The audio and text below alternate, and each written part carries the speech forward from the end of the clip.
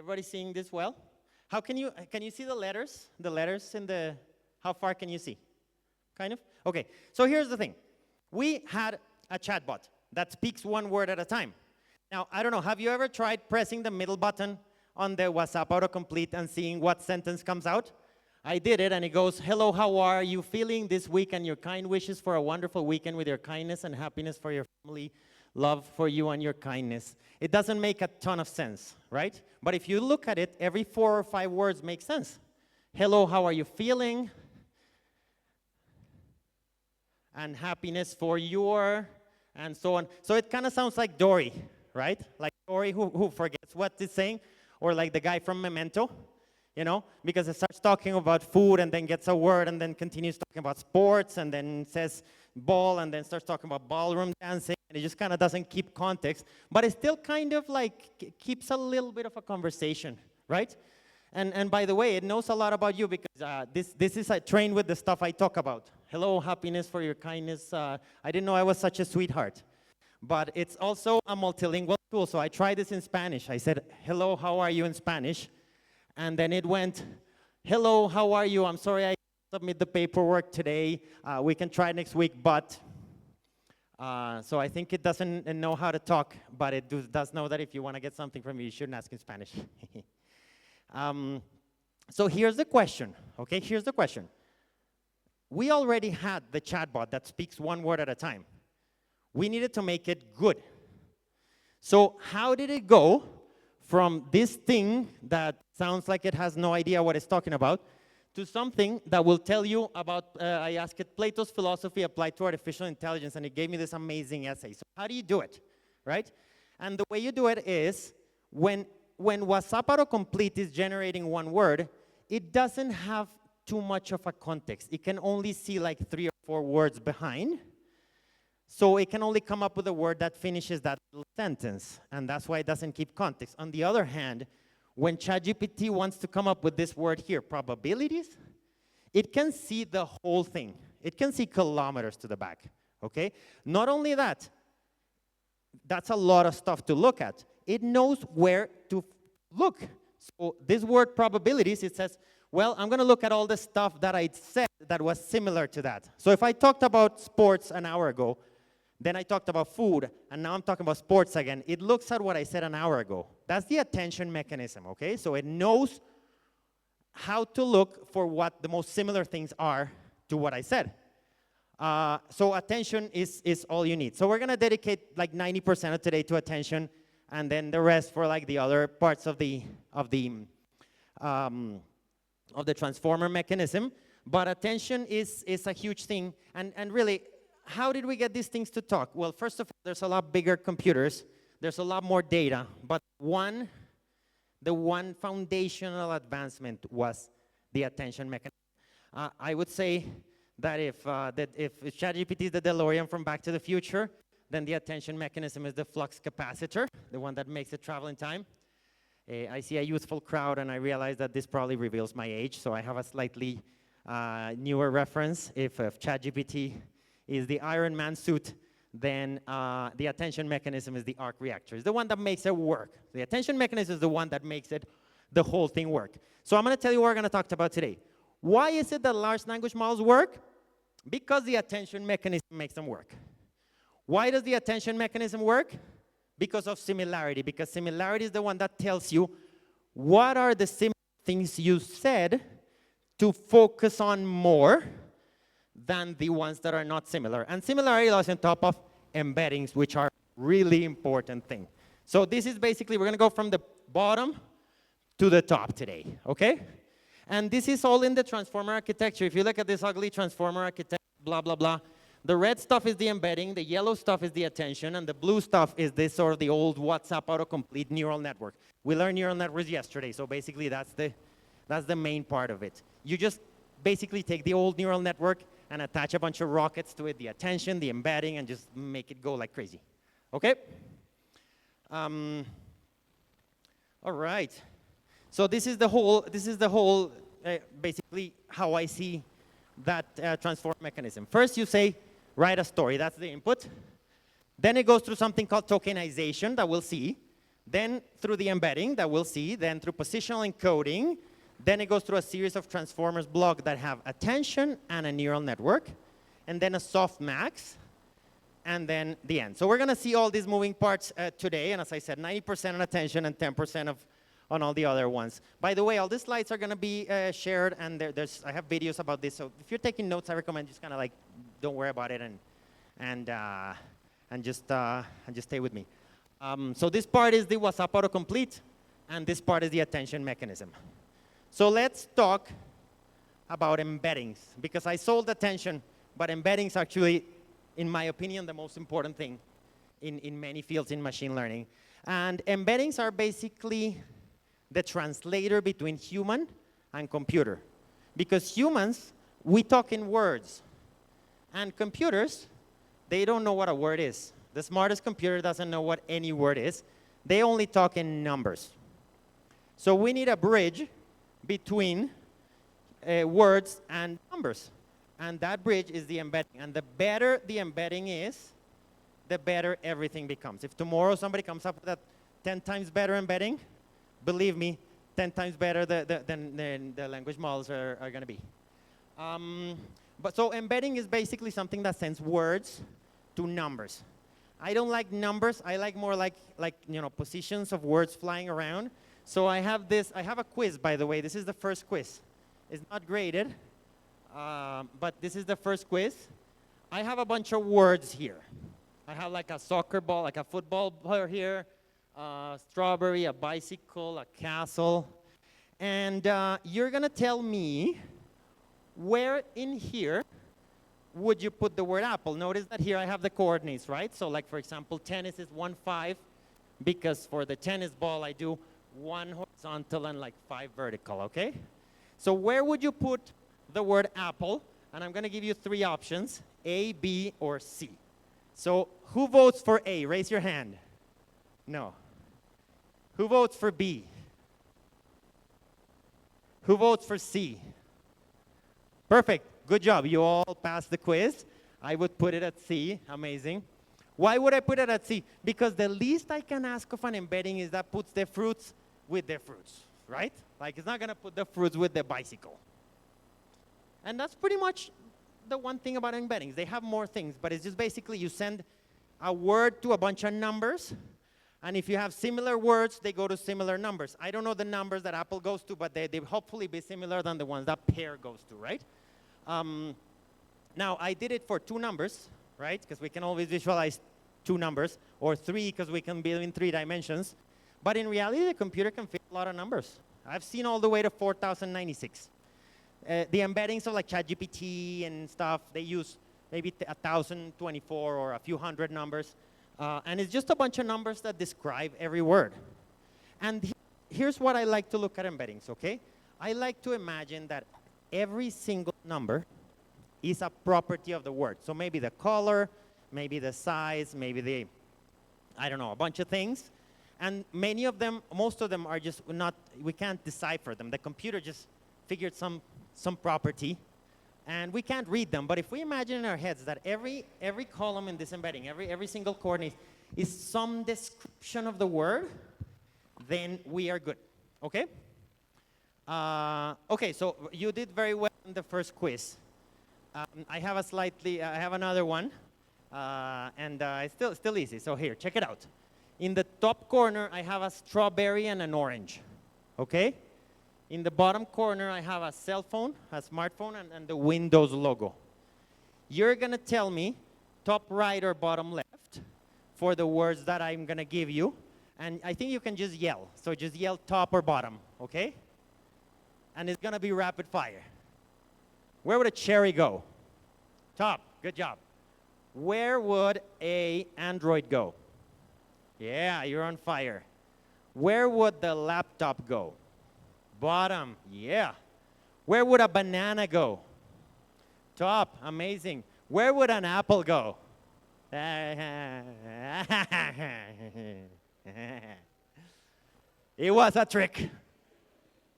I gotcha. Where would an apple go? Where? In the middle, I heard middle, yeah. The best we can do is in the middle. There's not much, because I don't know if I'm talking about a fruit or the computer company. And here's the thing. The scientist can come up with the best embedding in the world. It's not going to know, because a human's not going to know. If you don't know me and I stand in front of me and I go, Apple, you don't know what I'm talking about, right? So embeddings have a bottleneck, which is the language is ambiguous. And we have to fix that. And it's not going to be with an embedding, because embeddings just take the word and send it to numbers. So we got a problem. And we need a solution. And what's the solution? The attention mechanism, okay? The attention, because what happens with the attention mechanism is it gives it context. Because if I say Apple to you, what would you like to know? I mean, what would you ask from me, right? You would probably ask for maybe to talk some more, right? Maybe you'd get me to say more things, and if I say the sentence and if I say enough things, you'll be like, oh, he's talking about the fruit. So the attention mechanism gives context to the stuff you're talking about, right? It kind of unites all those individual, independent words into things. This is the diagram of the attention mechanism. I have no idea. They put that in the paper and they pretend that it's clear, but it's not clear. I mean, like, who the hell just reads that paper and goes, oh, yeah. Anyway, so I like to look at it differently. And it's got formulas and stuff, blah, blah, blah, blah, blah. But I think of it as context, okay? So you're going to help me out.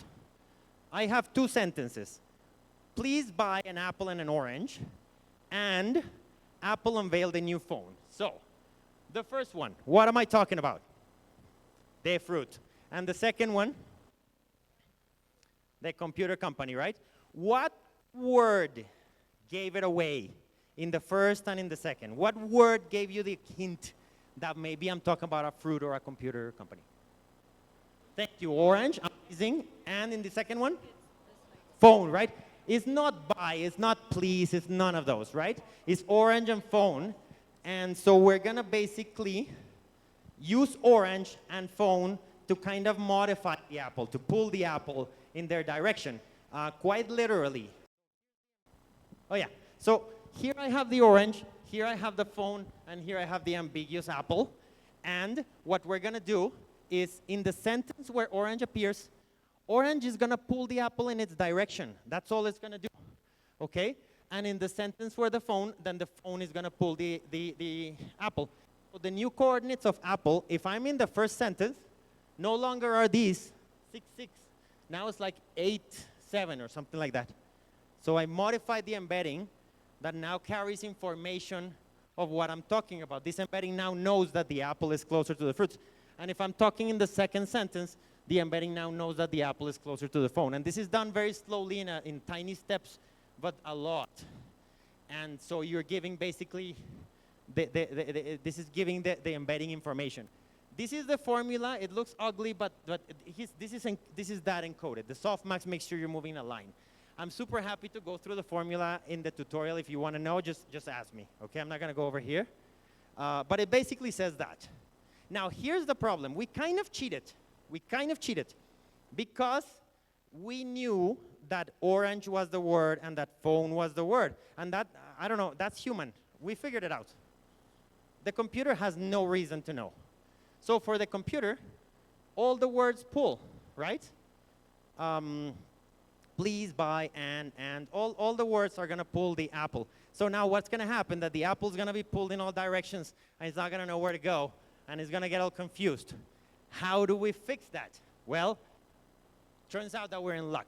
Because when you put that in an embedding, remember the one property of embeddings. The one property of embeddings, they put similar words in similar positions. So the apple and the orange are going to be really close to each other, and the rest of the words are going to be far. So if they were magnets, you know, magnets pull each other when they're close and not when they're far. Or planets, right? Planets pull each other when they're close, but not when they're far.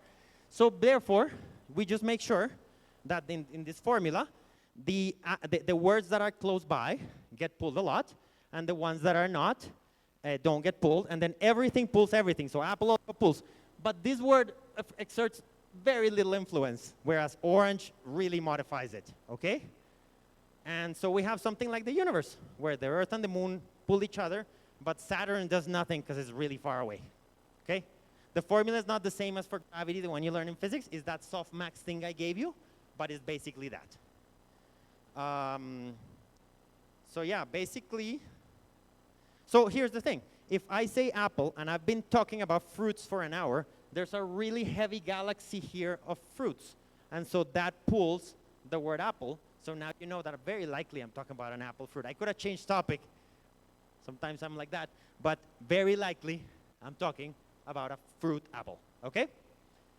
Any questions so far, by the way? Okay, so embeddings basically put the words flying in space. And attention is the gravity that moves those words around. Okay? Now, here's the thing. I kind of lied to you because I kept saying distance, right? Words are close, words are far. Distance doesn't really mean that much. Similarity is what we want. So we want a good definition of when two words are similar and when they're different. I'm going to give you 3 definitions. That they're kind of the same. So I have the word Android, I have the word orange, and I have the word pear, and I want this to be high similarity. So this is a big number and a really small number for Android and pear. So I'm going to create a number for similarity. There's 3.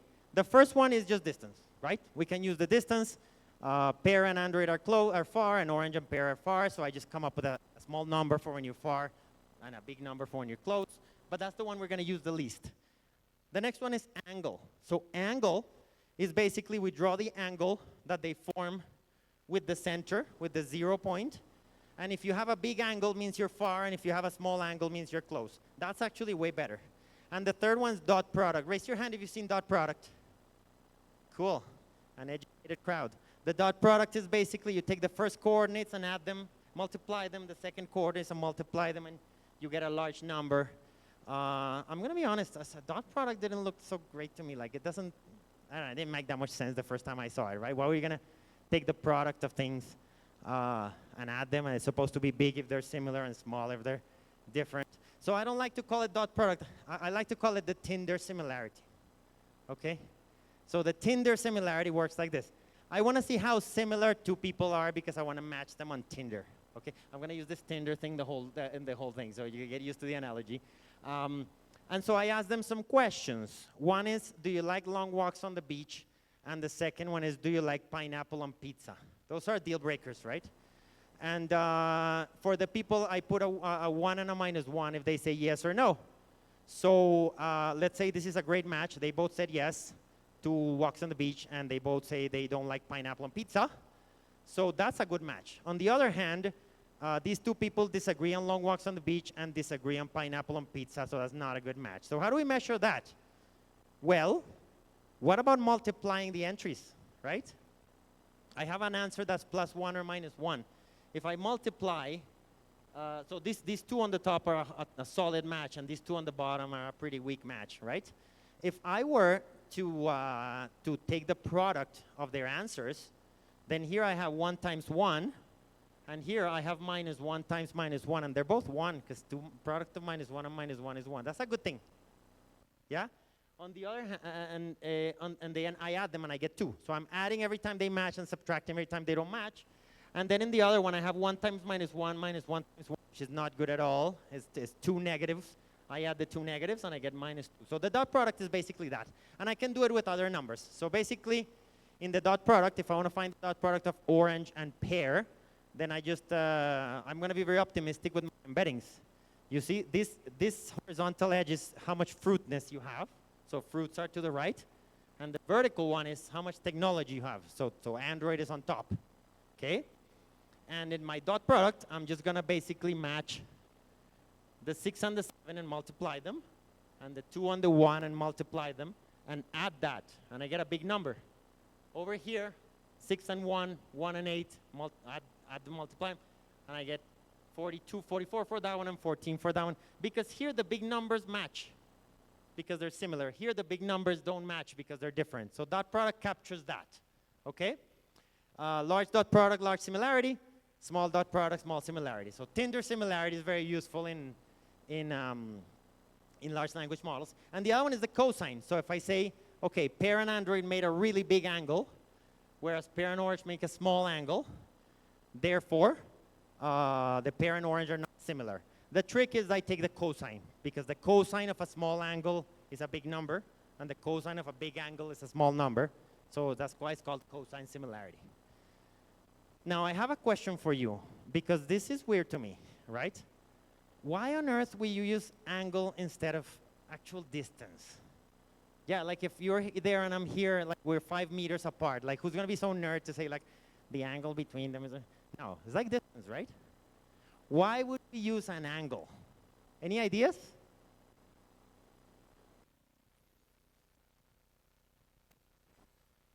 So here's a question. Is there any other place in the world where you don't use distances, straight distances, you use angles?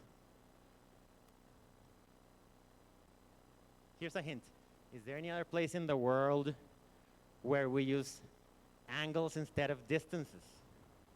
In the world, we use angles. If I'm flying from like somewhere there in Europe to Kigali, I'm not going to open a hole in the world and calculate the straight distance. Straight distance in the world means nothing. Nothing, right? I think the curved distance, because I'm forced to follow the curvature of the Earth. And the curve is angle, right? The 2 points in the world are far away if their angle is big, and close if their angle is small. And if it's like you and I and you're like 5 meters apart, that's still an angle. We're pretending the world is flat, but it's still a very small angle, right? So it's not so weird to use cosine distance. Just if your thing looks like the world, cosine distance makes a lot of sense, right? And actually, well, don't take this too literally because I'm exaggerating this, but basically embeddings don't look like the universe where words are flying around. They look more like the Earth, where there's nothing in the middle and like stuff is around like a sphere. It's not a sphere. It has a lot of spikes, valleys, mountains. It looks like pretty crazy. But what I'm saying is that if you're going to think of an embedding, it's much better to think of it like you're in the middle and you look at the stars far away than if you look at it like God and look at like distances like that. So it's better to think of embeddings as spherical objects, okay? And look at angles as distance. And things like this happen. This doesn't happen in every embedding. But for example, words like atrocious and bad. Atrocious is a lot farther from the center than bad because it's an exaggeration and a rare word. These words are really far away in distance, but in cosine, they're similar. In angle, they're similar. When you see two stars and they look really close, they're billions of light years away, but they look close to you. That's cosine distance, okay?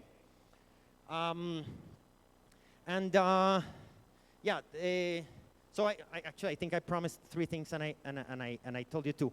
But the one that is used for ChatGPT is very similar to cosine distance and very similar to dot product. It's called scale dot product. You just take the dot product and divide it by something else. And dot product and cosine distance are actually very similar. There's a little trigonometric rule that joins them together. So if you actually work out the numbers, you get the cosine of the angle. So they're actually very, very similar. They're not the same thing, but cosine distance and dot product and dot product are so similar that sometimes I'm going to use one and sometimes I'm going to use the other one, okay? So any questions so far? All good? Time check. Do I have like half an hour or how much? 30 minutes? Oh, we're doing fantastic here. Okay.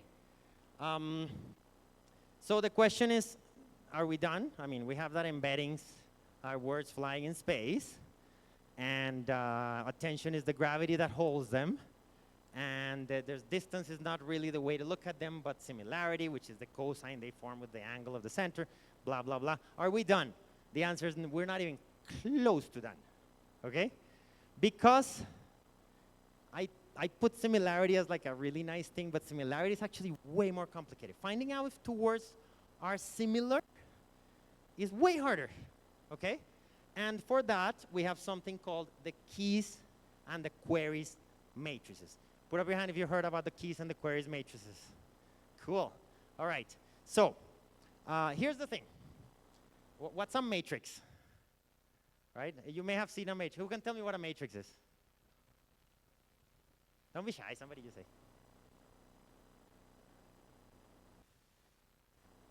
Do an image of a matrix. There you go. You're doing a bunch of numbers, right? An array of numbers. Thank you. Thank you. A matrix could just look at an array of numbers. That's how we learn it in school. And that makes me so sad. That breaks my heart. Because matrices are really much nicer than that. To me, seeing a matrix as an array of numbers is kind of like seeing a book as an array of letters. Like if you ask me, how's the book? And I'm like, oh, it's got a bunch of letters arranged, and there's a bunch of A's and B's and stuff like that. I'm saying nothing about the book, right? Because a book tells a story. Matrices also tell a beautiful story. What is the story that matrices tell?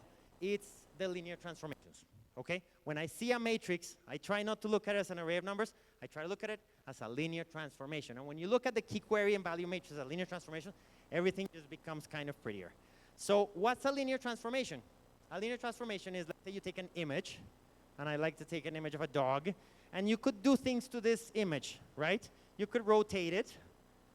You could stretch it in the horizontal direction. You could stretch in the vertical direction. You could stretch in any direction you want. And you can do another thing, which is a shear, which is kind of like, imagine you putting a book on a table and fixing the bottom and pushing the top. That's a shear. Combination of these is a linear transformation. So basically, if you take a square and turn it into a parallelogram, you did a linear transformation. If you turn it into a circle, that's no longer a linear transformation because that'll be quadratic, right? So anything where parallel lines go to parallel lines and squares go to parallelograms is a linear transformation, and that is a matrix. That's a 2 by 2 matrix. Why 2? Because it's in 2 dimensions. If I do it to a cube, it's a 3 by 3 matrix. And if I'm in an embedding with 1,000 coordinates, 1,000 dimensions, then I need a 1,000 by 1,000 matrix to twist it around and make it go crazy, but always in a parallelogram way, right? So here's the question. I have perfectly fine embeddings. Why on earth would I want to use a linear transformation and transform this embedding and get something different? If I already have a really good embedding, embeddings are good already. Why would I want to do that? Because not all dimensions imply similarity. What do I mean by that? Quiz number 2. This quiz is different because it's more conceptual, so you have to explain your answer. And every answer kind of works. I have a favorite one. If you guess it, that's awesome. But if you don't, if you explain, then maybe I'll be like, oh, that's actually better than one. Anyway, I have 3 embeddings. Embedding number 1, the horizontal thing is size. So the bigger the object is, the more it is towards the right. And the vertical one is animalness. So all the non-animals are in the bottom, and all the animals are in the top. More discrete, but it's more like 1 or 0. But who cares? And I have these 3. I have this one, I have that one, and I have that one. Open question. Which one of these 3 do you like more? And which one do you like less? You like the one on the right. Do you want to share why? Okay, so in terms of the size, the elephant is animalness good, but also in terms of the size is bigger as 2 to. That's perfectly fine, yeah. So she's saying basically, what's your name? She was saying that size is pretty important thing, right? Anybody have a differing opinion? Who likes the first one? What do you like? Thank you. I like the first one. Reason being that it's in a square shape and looks as if it hasn't been stretched. Okay, yes. The original, you're saying the original one works. Perfect, thank you. Thank you. And you also like? I like the third one, mainly because I can easily think about size in terms of very, very big and very small, but it's harder to think about very, very animal and very, very non-animal. Okay, perfect. Okay, thank you. Thank you for your opinions. Why you get your name? Nike, and I met you. Yeah? Habib. Okay. Well, thank you, 3 of you, for your opinions. As I said, if you have a good argument, you've aced the quiz. So the argument is Habib said this is perfectly fine already, and then you 2 said size is actually more important. So as I said, it's all good. Nobody. I have the other one actually.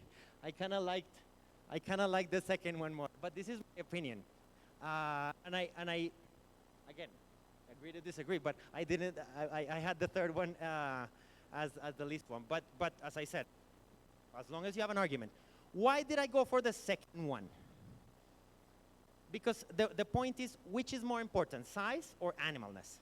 And so my rationale is the following, and I'm saying this, but I'm saying, if you're talking about an elephant, maybe you're more likely to mention a rabbit than a truck. So in my head, elephant and rabbit are more close than elephant and truck.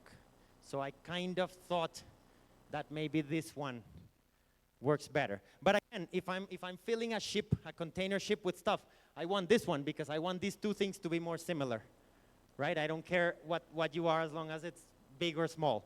So it depends on the context. But for this particular one, basically the point is which of the two properties speaks louder when it comes to similarity, okay? And this, so that's basically the linear transformation, right? A matrix will turn this into this. It's actually a diagonal matrix if you like linear algebra. And obviously that also works on Tinder. Some questions speak louder than others, right? If I have long walks on the beach, do you like pineapple pizza, and do you have the same thoughts on marriage and kids? Which one sounds like more important? Pineapple and pizza. No, I'm kidding. But marriage, and I do have a deal breaker, pineapple and pizza. But thoughts on marriage and kids is more important, so I would multiply this one by like a big number, like 10, the other one by like maybe 1, and the other one by like 0.1. This is more important, and maybe this is less important. So I basically scale each dimension by a number. I say this one is so little important, I'm going to multiply by 0.1. This other one is so important, multiply by 10. Okay?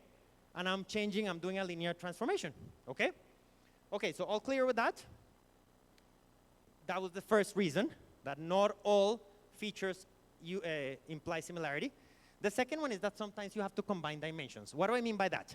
Okay? So here's another example. We're going to have a quiz. I have this embedding where I have two very smart students, Aisha and Beto. And the embedding in the horizontal, it says, is math your favorite subject? It's a yes or no. And vertical says, is physics your favorite subject? Yes or no. So it's an unforgiving embedding because it's a 1 or a 0, right? If math's your favorite subject, you're here. If physics is your favorite subject, you're there. And if anything else, you're here. It's a pretty unforgiving embedding. Who cares? And now, here's Aisha likes math, so she's 1, 0, and Beto likes physics, so he's 0, 1. And the question is, second quiz, and again, don't be scared because all answers are valid. But the question is, which embedding do you like more, 1, 2, or 3? And I'll take answers.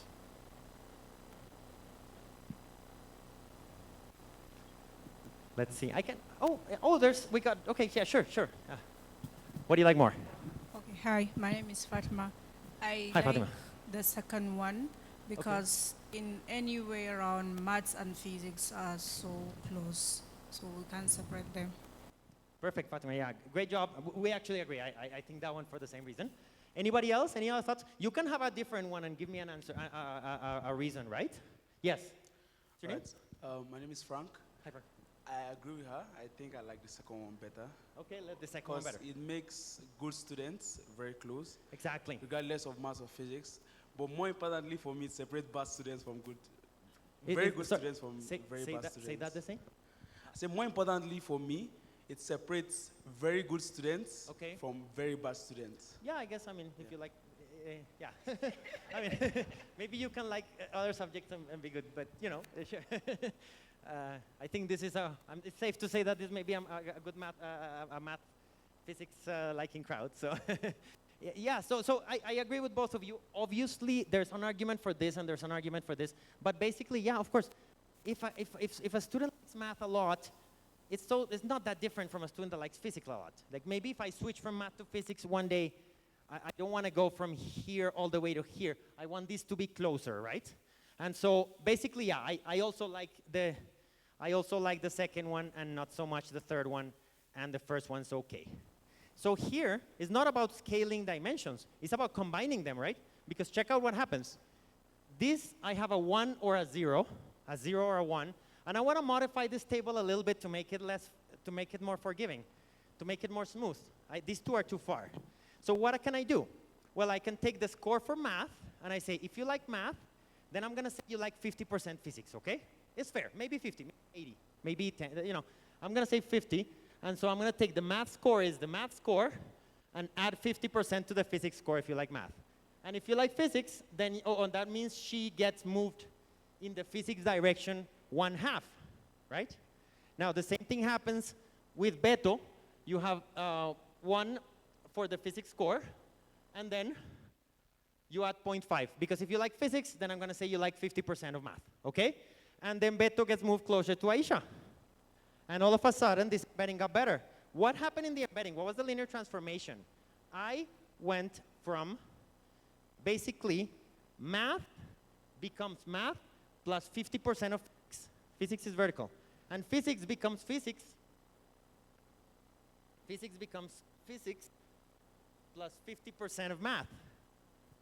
So it becomes this. So my new coordinates are this line here and that one there. So my square goes to this beautiful parallelogram here. And Aisha and Beto are way closer now. So I did a linear transformation combining 2 features into a third one. And then boom, I got a better thing. Because in this embedding, similarity is better well-defined than in this one, even if this one is good. We got it better, right? Okay, so we have any questions so far? Time check. Okay, we're good. Oh, sorry. Question there, please. Yeah, I got you. Yeah. Oh, perfect. Thank you. Thank you. I'm curious about evaluating embedding models. At what point, how do I explain my question? At what point is the model good enough in terms of, okay, it has properly classified or like separated all of these words? I think the Evaluating embedding, that's a very, very good question. Yeah, I could go on for hours. That's a very good question, and that's a matter of, we'll see in a bit. What are you trying to do with your embedding? Are you trying to talk? Are you trying to compare things? Are you trying to search? Search embedding is completely different. Talking embedding is completely different. So everything has its own. There's a lot of benchmarks, and there's a lot of like tests and data sets to check. It's not as easy as checking a predictive model if it identified a cat or not. Like these things are more ambiguous. But yeah, there's a lot of benchmarks, basically. Yeah. Great question. You should also always think about evaluating stuff when you're doing ML. Okay, so the first and the second reason. The first one is that you scale embeddings at dimensions. The second one is you have to combine dimensions. Those are the normal ones. This one's the weird one.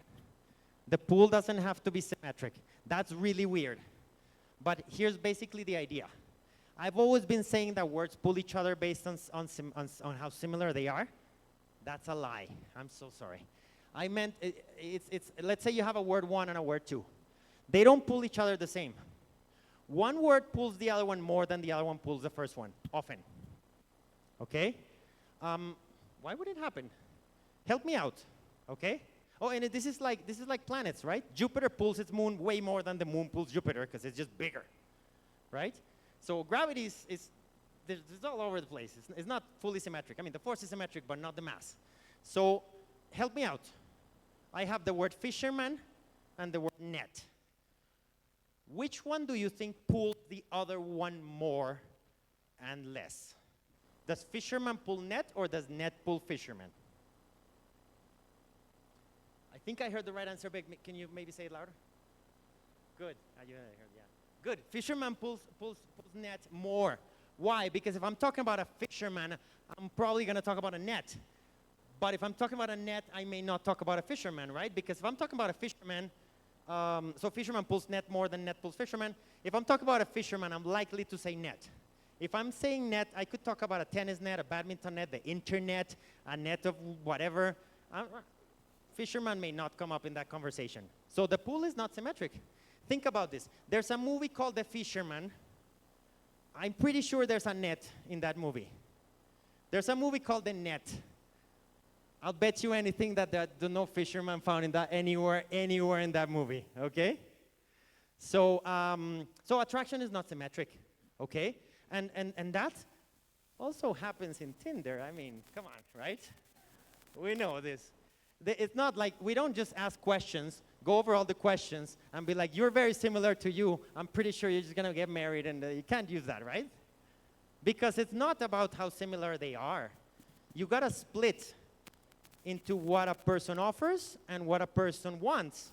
And if this is what you want, This is what you offer. And if what the first one offers is the same as the other person wants, then there's a big pull in this direction. But if unfortunately what this one offers is not what the other one wants, then there's a small pull in this direction. There's no reason these two arrows have to be the same height, the same thickness, right?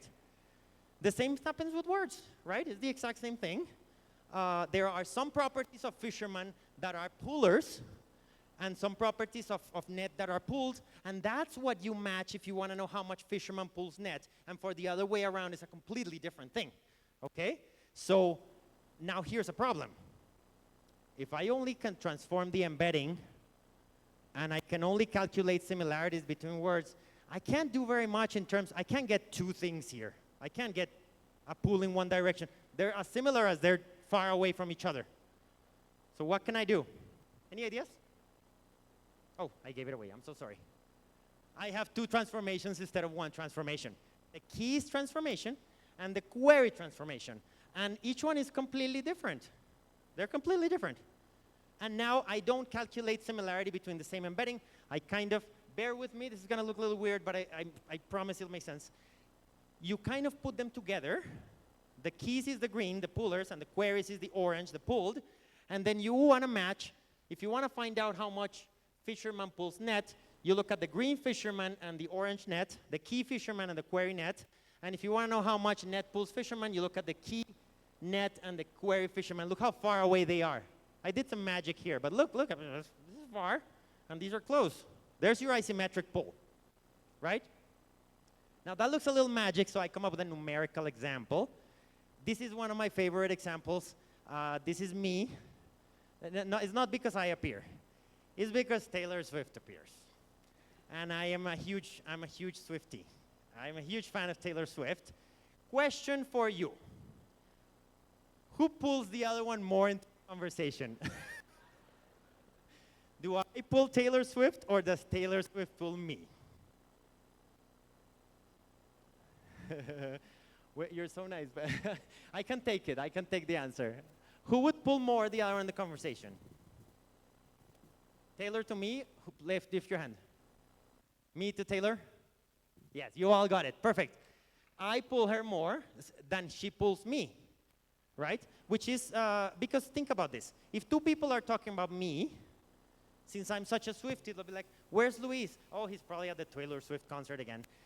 So she comes into the conversation. On the other hand, if two people randomly in the world are talking about Taylor Swift, I don't enter that conversation. Pretty sure. So basically, I pull her more, which is strange because I'm the less common word, right? She would be Jupiter and I'd be the moon, but I pull more because in here it's backwards from gravity. If you're the small word, you pull more. And if you're the bigger word, you get pulled more. Because of course, if you're the big common word, you get pulled into all kind of conversations. Whereas if you're a rare, obscure word, you don't get pulled, you pull other words. Okay, so it's like gravity, but backwards, right? Which is weird, right?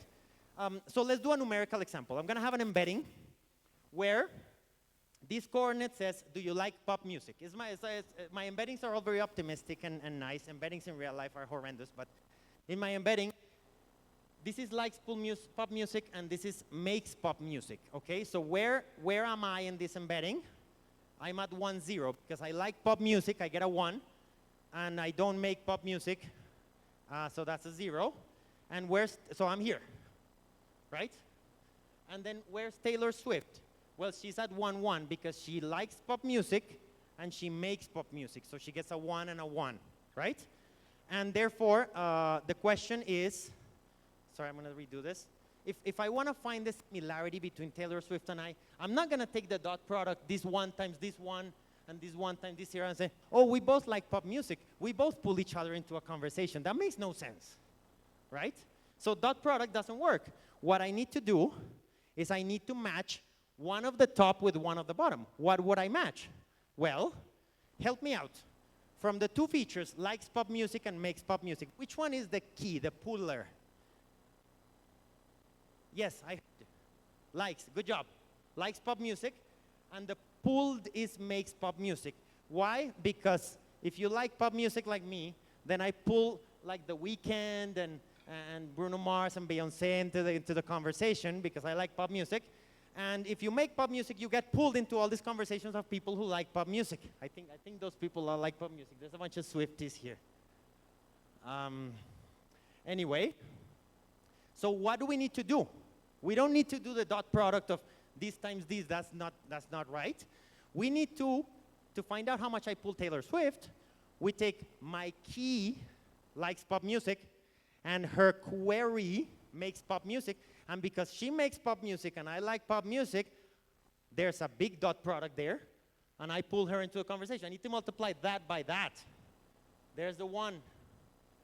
On the other hand, if you want to know how much I pull Taylor Swift, well, how much she likes pop music, 1. How much I make pop music, 0. So this product is 0. So I pull her 0. Okay? So in short, basically if you have a big embedding, some of those combinations of things are going to be keys. You match those with the queries of the other one. Here is just one feature, but think of if you have 1,000 features, maybe 200 of them are key and 100 of them are queries, and you just match them, okay? So what happens here? We have the 2 embeddings, and in the 2 embeddings, one is the keys, which is the horizontal one. One is the queries, which is the vertical one. And what we do is 2 transformations. In the first one, I basically bring everything down to the keys. And in the second one, I bring everything to the queries by forgetting the first coordinate. I'm going to flip them for convenience. And when I want to find out how much I pull Taylor Swift, then bear with me. We just take my key times her query. 1 times 1, that's a 1. I pull her. But if you want to know how much she pulls me, we take her key and my query. And so we get this. Okay? Any questions about this? Okay? So the key and query matrices, what they do is they basically scale the features, they combine the features, and then they pull the keys and pull the queries and combine them in order to really know how much one word pulls the other one. There's a question here. Quick question. You'll wait until we finish? Oh, that's the question. I got 5 minutes. Oh, my God. Okay. Blah, blah, blah, blah, blah, blah. I'll be fast. I promise I won't let you out late. Okay, so multi-head attention, right? There's something called multi-head attention because remember how much we disagreed on the first one? We thought it was the elephant or the size and so on. That's okay. I mean, sometimes one embedding is better than another one, and vice versa. So what we're going to do is basically agree to disagree. Like, we don't have one head of attention. We have 12. And sometimes one is going to win, sometimes the other one's going to win, and sometimes others are going to win. And we have a head that basically decides when they vote. So one of them, in a scenario, for example, the scenario of a university career fair, you need the math and physics students to be similar. So this one's more important. In another scenario, let's say a research conversation, math and physics are very different, so this one wins. And then in another conversation, they vote half and half or a third, a third, a third. That's fine. So that's multi-head attention. Multi-head attention basically tells you it has a bunch of heads of attention and one big head that decides how much each one votes based on each context. And that's the formula, blah, blah, blah. So here we have the whole transformer thing. And I'm going to try to do softmax, tokenization, and positional encoding in 5 minutes. Okay? So let's do softmax, okay? So in softmax, we do the following. The softmax job, we're no longer in attention. What is the job of the softmax? When you ask ChatGPT a question, and then later you ask the same question, you get a different answer, right? Why do you get a different answer if the thing gives you the optimal answer? Well, because this turns answers into probabilities. So let's say I say in the store I bought an apple, orange, and elephant, and the model scores the 3 of them. So it says 4 for apple, 3 for orange, and 2 for elephant, and then 1 for elephant, because it's more likely to say apple or orange than elephant. But I don't want to always answer apple. I want to turn this into probabilities. So what can I do? Well, I can, for example, divide by their sum, right? If I divide by their sum, I get probabilities. And I sample with those probabilities. But that's not good. Why is that not good? Because I may have negative scores, and I don't want to have negative probabilities. So we do something that's very common in machine learning. we raise e to the score, and that always makes it positive. So when we do that, we have e to the 4, e to the 3, and e to the 1, and then we divide by their sum. And we get 3 perfectly fine probabilities, 72, 27, and 0.05. Notice that this one got a really small probability, this one got a really high probability, and that's what ChatGPT does. It scores every word, applies the softmax, and then you get probabilities, and then you sample out those probabilities. That way you get good answers, but not always the same answer. Okay, we're almost done with the architecture. We have tokenization. Tokenization is this step over here, and this step over here, what it says is, I kind of lied to you. I said words, but it's really tokens. And tokens are what come into the model. So almost every word and every punctuation mark is a token, but sometimes you may have a word like walking, and that splits into walk and ing, okay? So, for example, doesn't splits into does and ent. If you want to check out a tokenizer, just go to this link, openai.com tokenizer, and put any sentence, and it's going to start tokenizing it. So check it out. Most words are a token, but this long word is a bunch of tokens, like prefixes and suffixes, etc. And there's a way to find good, to tokenize, which is byte pair encoding. So I'm going to show you byte pair encoding. So byte pair encoding does the following. Let's say that I have my alphabet, which is hug, hugs, bug, and bugs. That's my entire set of words. And my alphabet is just the letters H, U, G, S, B, okay? So how do I create tokens? What I really want to do is find little pieces of words that are common in order to split my words very well.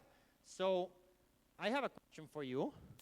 Which 2 of these letters would you join between H, U, G, S, B in order to make this more optimal?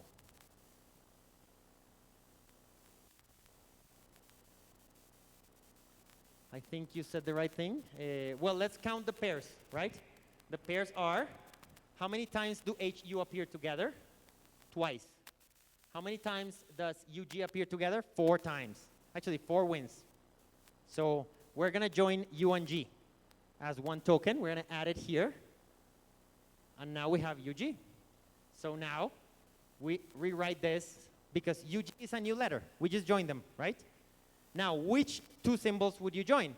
Well, let's break everything into symbols, and everything happens, every pair happens twice. So let's just pick a random one. Let's pick H and UG. And we add that to our alphabet. And we continue in that way. Bug appears more times, so we continue. And notice that we've created a bunch of really common pieces of words. And that's what we're going to do. So, for example, laughed, walked, and this weird word that I just made up, biscuit, would get broken into laughed and ed, walked and ed, and this weird thing that got broken into tokens and ed. So this thing kind of knows that I'm talking about the past tense of laugh, the past tense of walk, and the past tense of something. I don't know what it is, but I know it's a past tense, so at least I know something. So tokenizer help us out. I put them into the tokenizer, and it did this. So not exactly what I did, but it did that. Okay, I think we're out of time, so let me put my final slide. Ayodele and her friend helped me make this slide of Murakosi. Thank you very much. I'll see you in the lab in a little bit, but thank you for your attention and for answering all my questions. And I have a bunch of videos, so check out my channel, Serrano Academy. Please subscribe, Serrano Academy. This is actually a combination of videos there. So yeah, definitely check it out. Thank you for having me at Indaba. I'm so happy to be here. Thank you, thank you, thank you.